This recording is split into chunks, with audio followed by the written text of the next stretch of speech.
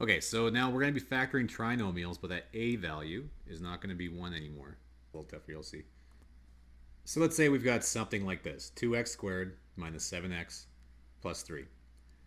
Okay, so now before what we did was we just went bracket, bracket, and we just say, okay, x and an x. But that's no longer going to be the case because if you think about it, when I go x times x for that first step, if I was going to try to get it back to looking like this, that'd be x squared, not 2x squared. So we're going to have some other number in here. Really, what I know is in the end, it's going to be 2x and x. I can kind of tell, right? Because it has to, those two have to multiply the 2x squared. But how do we get that? So what we're going to do is I'm going to write over on the side here, again, that we're going to look for two numbers. We're going to say our numbers need to multiply to, and here's the thing you need to remember. It's got to be, it needs to multiply to whatever these two numbers multiply to. So 2 times 3. So the two numbers that we're looking for right now are going to need to multiply to positive 6. And we're going to write down positive because it's going to be important now. So positive 6. Okay? Now, the number that they need to add to is still going to be negative 7. So just like the same as we had above, right? So the only difference that we've had so far between this method and the method we did when a was equal to 1 was that now we just have that first step of going 2 times 3, or that a value times the c value first. And that's what goes in here. Okay, so it needs to add to negative 7. Okay, now what we're going to do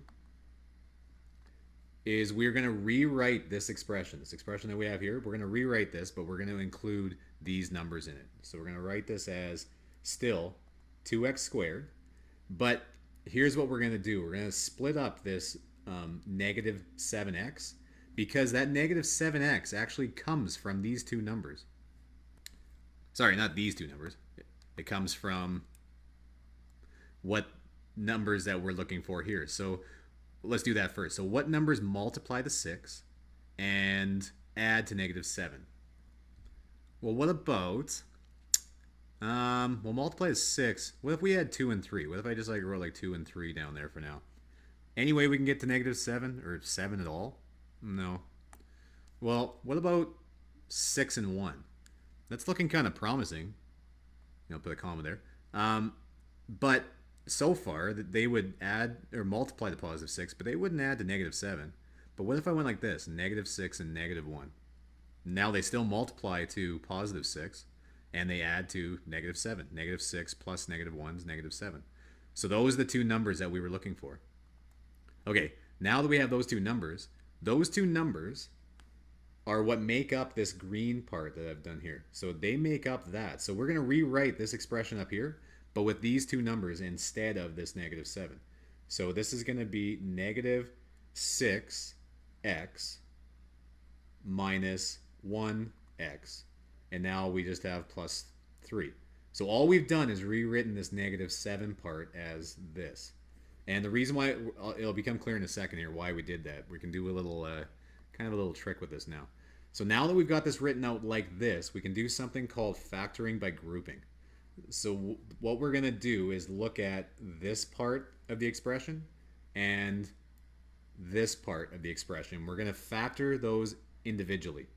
So what I mean by that is we're going to look at this purple part and factor out what we can. So I'm going to look at 2x squared minus 6x. I'm going to look at those.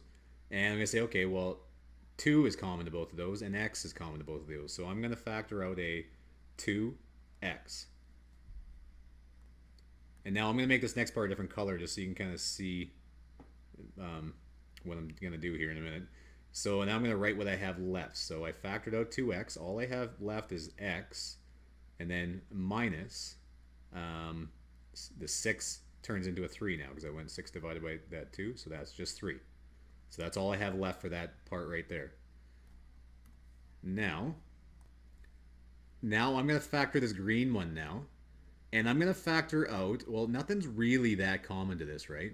But what I do want to factor out is this negative 1. So I've got like a negative 1 right there. I'm going to factor a negative out of this. And when I do that, I'm going to factor out like a negative 1. And then write what I have left here. I'm going to have, well, if I factor the negative 1 out of that, I'm just going to have x there. And now I had positive 3, and I divided out a negative 1, or I factored out a negative 1. All that happens is this sign switches. So this becomes negative 3. And notice what I have now. I've got x minus 3 in blue on both of those, right? So now we are almost done. What we're going to do is, hopefully this makes sense. If you think about the blue part here, if I think about, well, this as being like one term and this as being one term, and I said let's factor out what's common to both of those, well, what's common to both of those is x minus 3. So really what I'm able to do is factor out an x minus 3.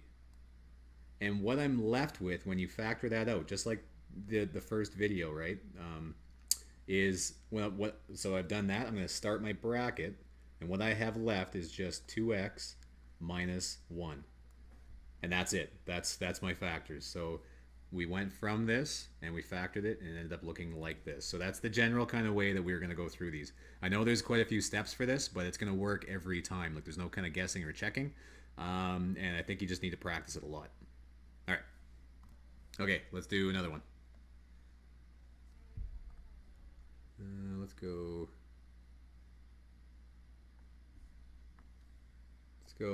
15x squared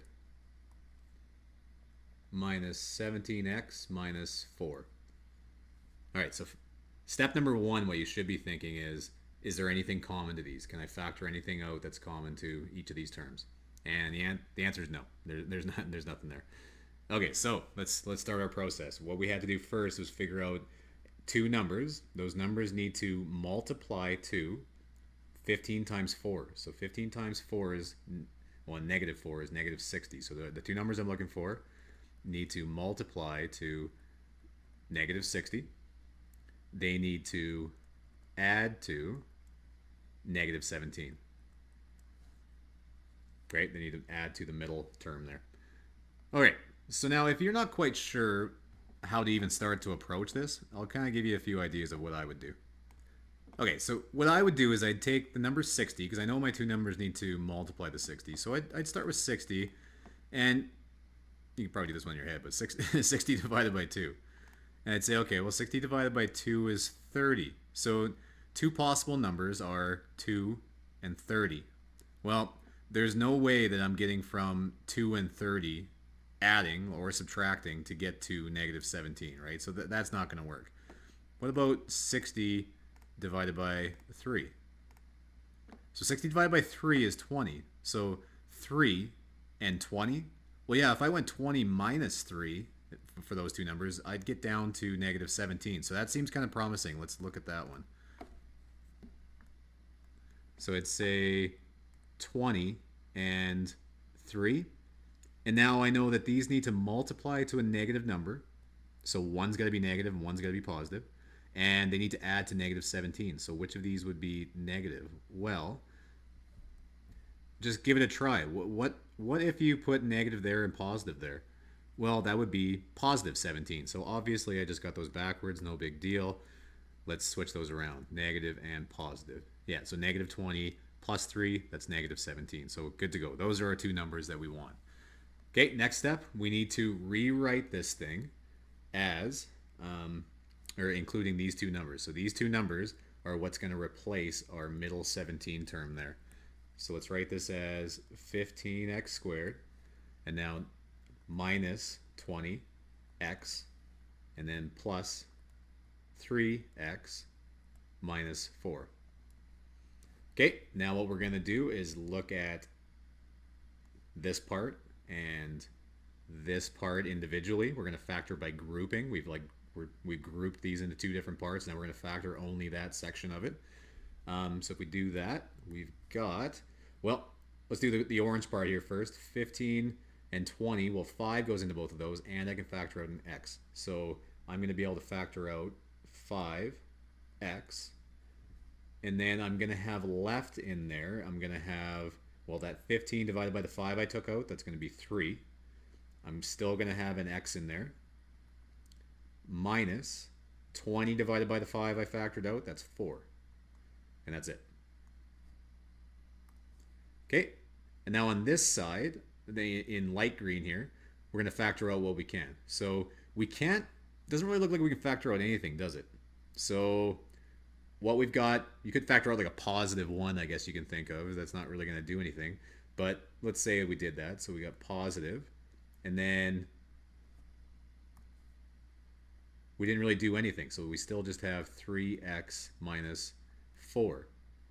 But remember that when we did that, there's really like an imaginary like 1 sitting there, right, out front of that bracket. So what we have here are two terms. You can kind of see it's going to be the blue and the green terms there. Really what we're doing is we're going to factor out 3x minus 4 now, because that's a, that's common to both of these terms. So we're factoring out that blue part. But you can really just kind of see it from here too, right? I know my two factors are going to be, this and this, and then what's blue there. So it's going to be 5x plus 1 and 3x minus 4 are going to be my two factors. So that's how you do that one. Okay, so that's going to be it for this video for the most part here. This isn't actually even part of our the stuff we need to learn. This is kind of review from grade 10. But I want to make sure that you guys really understand how important it is to be able to do this stuff for you to be successful in this class. So if you're not getting this, do what you got to do to get this. Like, I know, like, this is one method of doing this. Go on to YouTube, go on to like Khan Academy, any of those kind of videos, and just type in like factoring. You might want to type in factoring when a is greater than 0. They'll give you maybe a different way of doing it. It's not this method that's going to be important. It's just being able to go from this factor down to this one. So if you find something that you like better, do that. Or if you're from a different school that does it different, don't think that you have to copy exactly the way I'm doing it either. So, but I would say that before you move on, really make sure that you get a good concept of this. It's gonna really make sure that you do well in this course. And actually, not even this course. It's gonna be this course, the next course. If you take Math 31 or Calculus, same thing. This comes up quite a lot. So make sure that you guys are quite good at this by the end. All right, so these are going to be the worksheets that you guys go through. So make sure nothing's really too complicated. Make sure that you are factoring out what you can first, though, right? That you're going to pull out a common factor, like for number 6 here. And what I would recommend on, like, let's say 6 here, is I would factor out, or I'd pull out a common factor of -3. When you pull out that -3, that's going to change your other symbols too, right? That's going to change that to +9 and +6, because you're dividing by a negative number. So you end up swapping the sign there. Okay, so just see if you can do that. If you can't, you're going to have to do the method that we were just talking about, right? I think everything should be good, other than if there was one. So like this one too. Can you factor anything out? Do that first if you can. Other than, let's look at, well, 18 here. This is already kind of at the step where you can start to factor by grouping, so don't overthink that one. Difference of squares, difference of squares, difference of squares. Yeah, so that should be pretty straightforward, that one. The other sheet, though, there was something like this. C squared plus 17cd minus 18d squared. So if you had that, it's actually not that much harder at all. Maybe you've forgotten these ones. It's still just going to be a C out front, a C. But then there's also going to be a D at the back and a D at the back to give this last term here. So, but then all you do is it needs to multiply to this number and add to this number. So that's going to be 18 and 1. And then I'm going to say, okay, well, needs to multiply -18 positive and add to +17. So that's got to be, nope, the other way. Oh no, that's right. +18, -1.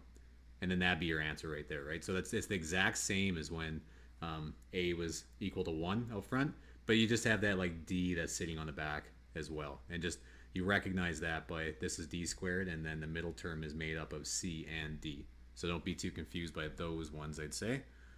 And The other ones, these ones, so xy squared minus 4xy plus 3. So just treat xy like it's one thing. Like you could really just, yeah, if you put those in brackets, maybe that would make a bit more sense. So you're going to do everything the same, but wherever it says xy, you're just going to put xy there. This is really the same as like saying x squared minus 4x plus 3, but everywhere that we have an x here, you would just put an xy. So that's the same kind of concept. So don't let that one confuse you either. And that should be it. I think for the most part, yeah, that'd be it. Make sure you factor or pull out a common factor wherever you can. Okay, so good luck with that, and that's going to be it for that video.